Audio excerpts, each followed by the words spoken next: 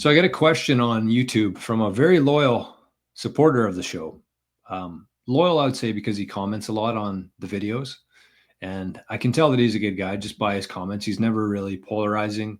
He's never trying to insult anybody. He's just sharing his perspective on how he sees things. And so the guy's name's Mark. And I told him I was going to do a video response to his question here. And I think it's a good time to do that. Because basically, I posted a video yesterday on my channel talking about how I think that Bitcoin is 100 times better than gold. And currently, Bitcoin is sitting at about 1/10 of the market cap of gold, which means to get 1-to-1, the price of Bitcoin would be $1 million, essentially. But I think Bitcoin is 100 times more valuable than gold, just based on the utility, based on the future, based on the demand going up. CATHIE Wood actually did a very good job of explaining why Bitcoin is preferred to gold. And maybe I'll just kind of highlight that quickly before we get into my thoughts on it and the question here. But essentially what CATHIE Wood was saying is that gold's kind of already had its day, in the sense that anybody who wants to own gold probably already does. The demand for gold is pretty much peaked. That's kind of what I got from her interpretation of it. Demand for gold will not increase from here. So that's one component of it. The second one is that institutions are hardly involved at this stage. We've seen a couple public companies, we've seen a couple countries and states who are starting to get involved here. But for the most part, this asset is owned by us, by individuals. 70% of the Bitcoin right now is owned by individuals, which is important. It's very important. So what that means is the demand for Bitcoin is going to increase. We've seen the trend of these big entities starting to get into Bitcoin, but they're hardly here. Like a small fraction of a percent of these big entities, this big capital, big pools of capital, is in Bitcoin right now. And the last thing she said was that Bitcoin's new. Like there's a lot of buzz around it right now. And for the baby boomer generation, even though they're not 100% interested in it yet, that wealth that they have is going to be passed down to their kids, their sons and their daughters. And their sons and their daughters aren't going to be wanting gold. They're not going to hold gold. They're going to exchange that gold for Bitcoin. That's what Gen X, that's what millennials want to hold, is Bitcoin. So that capital is going to flow to Bitcoin eventually. It's just how long? How long does that take? And so I did a full breakdown of like gold versus Bitcoin. And maybe I'll show that quickly after this part, just so everybody can kind of see it on here. But I want to start with this question here, which is from Mark. And he said, I like what you do, Jor, and I always watch your videos. I'm a baby boomer myself and hold both gold and Bitcoin.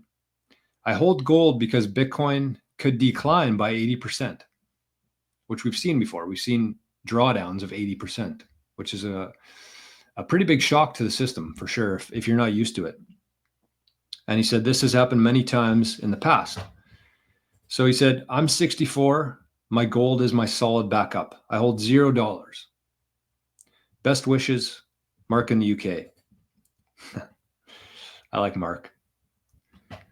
So I agree with Mark. And I'm going to show you kind of a graphic that I put together, or a template, I guess you'd say, in terms of like how to figure out what your allocation should be. This will be applicable for baby boomers and anybody out there, because it's not just specific to baby boomers. It shows the age. I'll just bring it up right now instead of wasting any more time. So here's the template that I put together, because I actually do agree with Mark. I don't think that baby boomers should have 100% allocation to Bitcoin. It just doesn't make any sense. So let's take a look at this chart that I put together. So this is the age categories here. And I kind of lumped it together a little bit, starting with 10-year-olds. That could probably be 20, but anyways, maybe there's some 10-year-olds out there who are stacking sats. But this is the chart that I have. So the age here is 10 to 30, first one. Next one is 31 to 50, and then 51 to 70, and then 70 plus. So that's the age demographics I want to start with. And I weighted them. So this weighting here is based on both of these, knowledge and allocation. So basically how this works is so let's actually start with the baby boomers here. So I don't know if every baby boomer is 70. I don't think that they are, but we'll call this the boomer allocation here. So I weighted this at about a 0.4, which means that if you're 70 years old, this weighting doesn't change. These are locked in. Based on the time preference of Bitcoin. And, the longer you hold Bitcoin, the more purchasing power goes up, the less volatility you have to go through. Because if you're somebody who's 15 years old and you buy some Bitcoin, you don't really care that it goes way up or way down. If you're going to hold that thing for the next 50 years, then volatility is pretty much irrelevant to you. But for this generation here, the baby boomers, it's more of a factor for them. So let's take a baby boomer here, and let's say that they have their knowledge is about 50%. So you got to ask yourself that question. That's kind of your starting point. Is number one, how old are you? Number two, what would you say out of 100 is your knowledge level of Bitcoin? Like, how much do you really understand this? You might understand a few different things, like there's 21 million. It's decentralized. It's fast. It's the future. It's kind of where things are going to. I would say somebody like that at a very surface level would be like a knowledge of 10 out of 100. But let's say that somebody's been watching YouTube videos for a couple of years now. They got a good grasp on it. They understand the components. They've been through a couple highs and lows. They're convicted. So we'll call them 50%, 50 out of 100 knowledge. So based on this weighted scale here, that means that even at a 50% knowledge level, you should still only be about 20% allocated to Bitcoin. So if you had a portfolio of $1 million, that's kind of like your nest egg that you're, hoping to retire, spend the rest of your life on.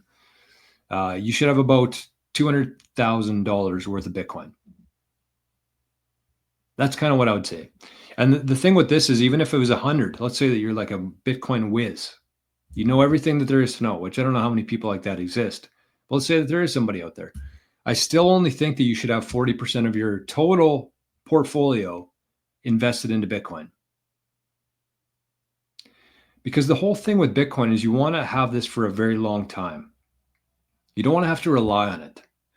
So even something like this, where you say that you have, again, perfect knowledge of Bitcoin, you understand it, you get it, you understand security, you know how to protect your private keys, you know how to manage your UTXOs, everything there is to know. I still think that a baby boomer should only have about 40% max of their portfolio invested into Bitcoin. Again, because this is an asset that you want to leave forever. So even if you think about that 40% is like your legacy, that's what you want to leave to your kids and their kids and their kids. Because you have to remember that Bitcoin is the perfect battery. And batteries hold up very well in all weathers for a very long amount of time.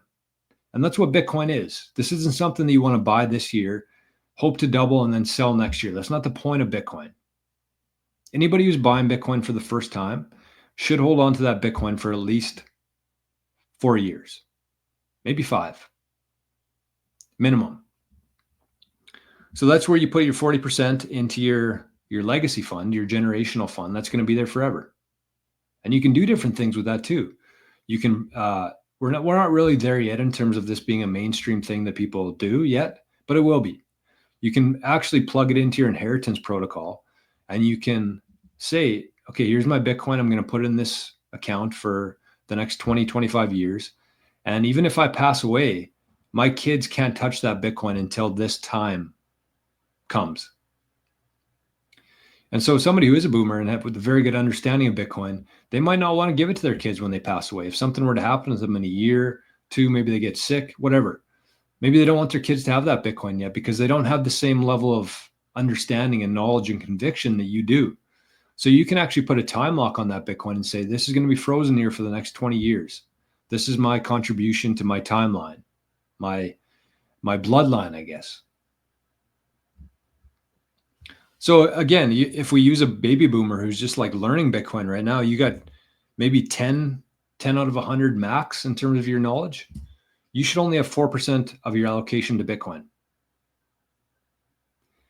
And I think that if all baby boomers kind of saw this chart and understood why, I think that the majority of Bitcoiners or baby boomers would be holding at least 5% of their portfolio in Bitcoin. I also think that even if you had a zero knowledge of Bitcoin, you should still have a 5% allocation. And there's a couple different ways you could do that too, because I think that I'd be speaking to I don't know who's going to see this video. I might clip it on my channel here. But in this case, let's say you had zero. You've never been in Bitcoin. You've never watched a video. You've never used Bitcoin. You've never done anything. Your knowledge is zero. This would suggest that you should have an allocation of 0%, but I would actually disagree with that.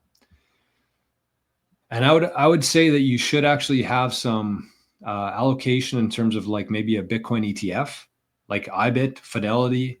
There's a couple in Canada that you can get where you just hold it in your regular registered account, like your TFSA, your RSP, your HSA in the States, and you just have exposure to Bitcoin without any sort of risk, because that's kind of what the allocation is based on here mostly, is that you don't want to lose your Bitcoin. So if it's with Fidelity, if it's with IBIT, BlackRock, there's a pretty good chance that they're going to hold on to that Bitcoin for you, while you still have the price appreciation and the exposure to Bitcoin without any of the risks. And the second option would be using somebody like Caleb and Brown, where you could send them like $50,000 worth of dollars. They buy Bitcoin, they store it for you as long as you need, and you can take that Bitcoin anytime you want. And I would actually prefer that to IBIT or Fidelity in terms of a Bitcoin ETF, because you have the ability to pull it off anytime you want to. If you bought a Bitcoin ETF, you can't do that.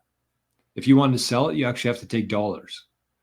Whereas if you use somebody like Caleb and Brown, and I'll put a link to Caleb and Brown in the show notes for the show right at the top. But you could use Caleb and Brown and buy as much Bitcoin as you want to, and they'll actually store it for you. They use a third-party custodian called Fireblocks, which is a very reputable company. Both Caleb and Brown and Fireblocks have been around for, I think, almost a decade now. And that's one of the things you want to look out for when you're navigating the Bitcoin space is, trust, proof of work. How long have people been there?